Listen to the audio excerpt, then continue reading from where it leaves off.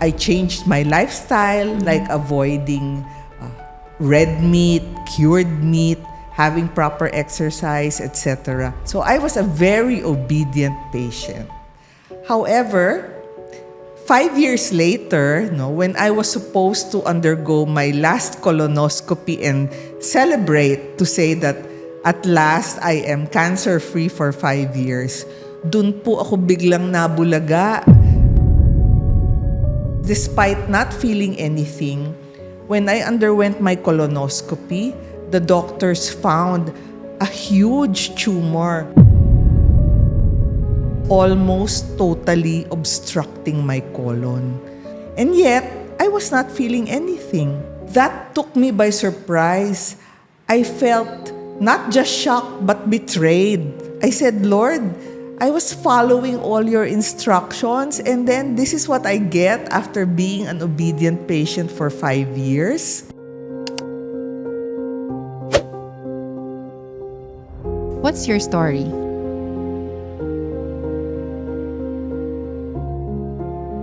Welcome to Patient Perspectives, and thank you for joining us today, Dr. Boots. Please share with us, what's your story? First of all, magandang araw po sa inyong lahat. Let me introduce myself.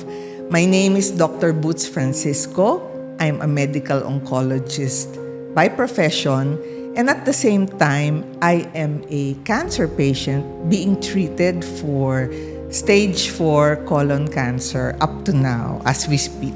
My story began in 2015 when I was initially diagnosed to have stage 0 colon cancer.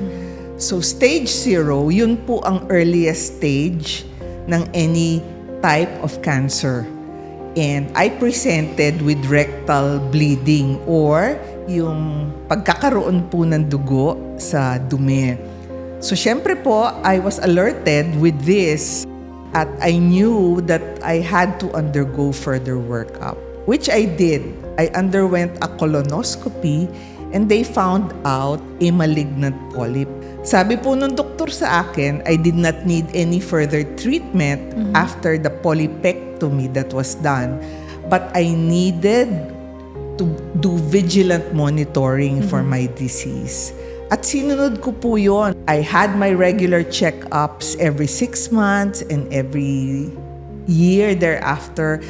I changed my lifestyle, like avoiding red meat, cured meat, having proper exercise, etc. So I was a very obedient patient. 5 years later, when I was supposed to undergo my last colonoscopy and celebrate to say that at last I am cancer-free for 5 years, dun po ako biglang nabulaga because despite not feeling anything, when I underwent my colonoscopy, the doctors found a huge tumor that was almost totally obstructing my colon. So 50% ng barado yung colon ko. And yet, I was not feeling anything. That took me by surprise. I felt not just shocked but betrayed. I said, Lord, I was following all your instructions, and then this is what I get after being an obedient patient for 5 years. Of course, you cannot remain in shock. You have to do what is needed. And again, I said, let's do it. So I underwent surgery. Half of my colon was taken out, and I was diagnosed then based on the surgical findings that I was in stage 3C, which is just a step away, a tiny step away from being in stage 4. Of course, I knew as an oncologist what would happen next. I would have to undergo a metastatic workup, and alam ko na, kasunod na niyan ang chemotherapy, kasunod na niyan ang napakadaming laboratory tests na gagawin. I chose to be under the treatment of my very best friend, Dr. Charity Gorospe, who is also a very prominent oncologist in your hospital. She requested for a PET CT scan to be done when I had recovered from the surgery.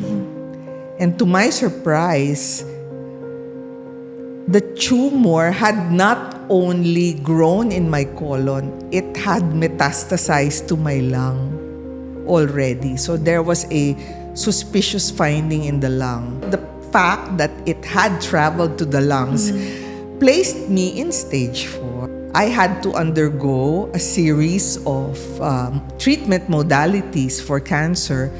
This started out with my first line of chemotherapy.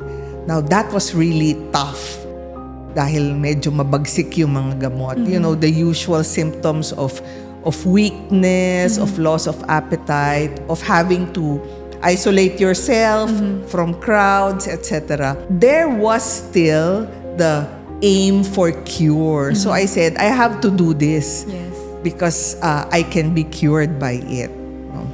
And that's when you really find your strength. You find out how strong you are and how patient you are when the side effects come. No? So after the 12 sessions of my first-line chemotherapy, nandun pa rin yung nodule sa baga. So I had to address that because otherwise, tutubo siya at kakalat uli. And for that reason, I had to undergo 2 surgeries for the lung. That was immediately after chemo. You would finish one treatment modality, tapos mo na, tapos bigla kang sasabihin, may natitira pa kailangan magpa-opera ka. There's no choice. You have to fight and you have to go with the flow because at that time, sinet aside ko na yung pagiging doktor ko. No, I have to obey what my doctors, whom I trusted, would say. And I knew also as a doctor that if I were to advise a patient, I would say the same thing. I was placed in a very awkward position, if you might say that. Yung disadvantage is that, oh my gosh, alam ko lahat ng mararamdaman ko. Pag nag-chemotherapy ako, alam ko lahat ng survival rate, alam ko yung prognosis. So, kung lay person kasi, sometimes these things don't come naturally and then they trust in what their doctors say. But for me, there's research that I can go back to. And then there's the experience that I have from previous patients. So, that was scary. That was scary for me because I knew that whenever the drug would be infused into my body, oh no, the weakness will come in a few hours, the vomiting will set in the following days. That was the disadvantage. You have to look at things from a more positive perspective. Kaya that's where the advantage naman of being an oncologist comes in. Because if you know and have sufficient background information, mas makakatulong yun for you to make intelligent decisions. True. You don't rely on hearsay. You don't rely on sabi ni ganito, sabi ni ganyan. Meron kang enough scientific background, meron kang enough experience.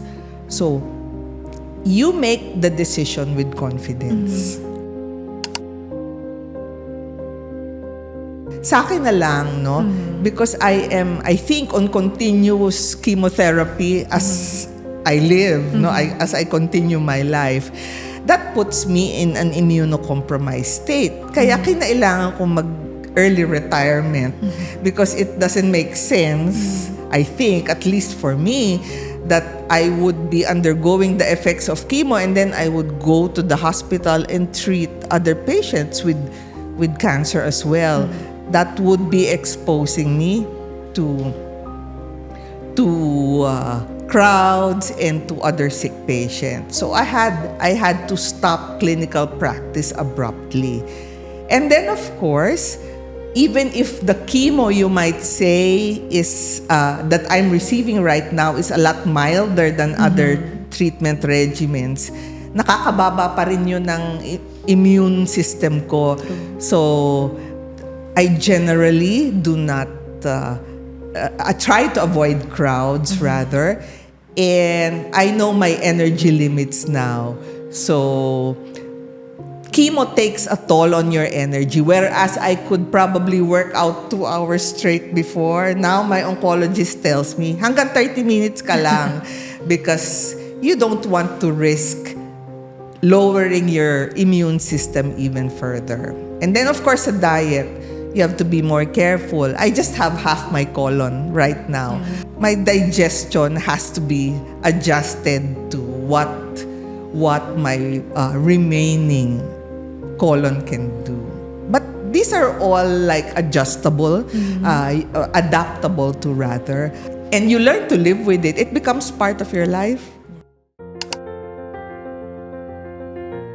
Unang-una sasabihin ko sa'yo, there is not just one main lesson.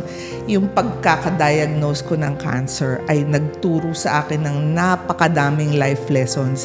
And I can honestly say that the past 4 years that I have had stage 4 cancer have been the most enlightening and the best years of my life. Lesson number 1 is that although cancer is such a formidable disease, any person diagnosed with it should take a proactive stance towards the disease. Yes, merong initial feelings ng fear, ng denial, Yes. Not just for the patient, pati yung pamilya. Minsan nga yung pamilya pa yung mas takot, But you ultimately have to face these emotions and deal with them.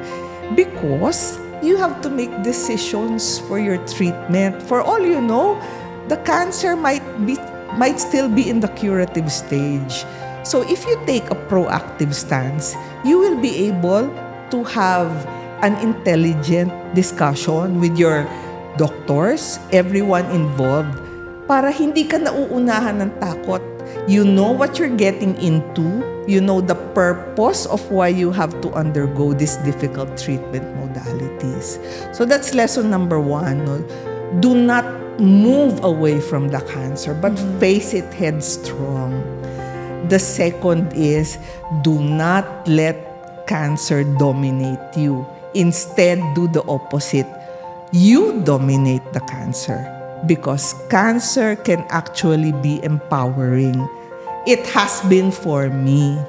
You don't know what the future has for you. Especially for me, I'm stage 4, I don't know when God will decide to take me.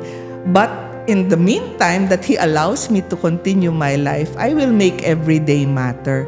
And in this 4 years, can you imagine, it's been 4 years that I've had stage 4. Dito ko lang na-discover yung mga talents that, like, look, I'm turning 63. This is where I've discovered and honed new talents, I'm not, modesty aside, like, I've honed my writing talents. To date, I've authored 11 travel books and contributed to 2 inspirational books. Okay, so that was unheard of when I was practicing as a medical oncologist. And I've learned to inspire people, by talks such as this, na di ka dapat magpatalo because cancer can bring out the best in you. Okay, so that's lesson number 2. But the most important lesson for me is that no amount of chemo, no amount of any treatment modality will really determine the outcome of your life. For me, it has been the divine physician. Like, cancer has really strengthened my faith. I have completely surrendered my life to God. And so I need not worry because I am one of those special people whom He has gifted with having cancer. And being afflicted with this disease has allowed me to discover a new ministry.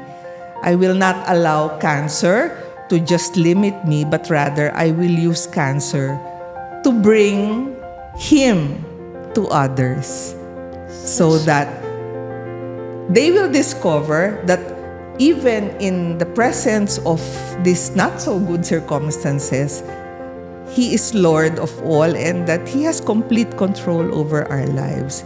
And not just for cancer patients, but for everyone who has an unfortunate condition or a life-threatening disease. It's not the end of the world. It may just be the beginning of a new ministry.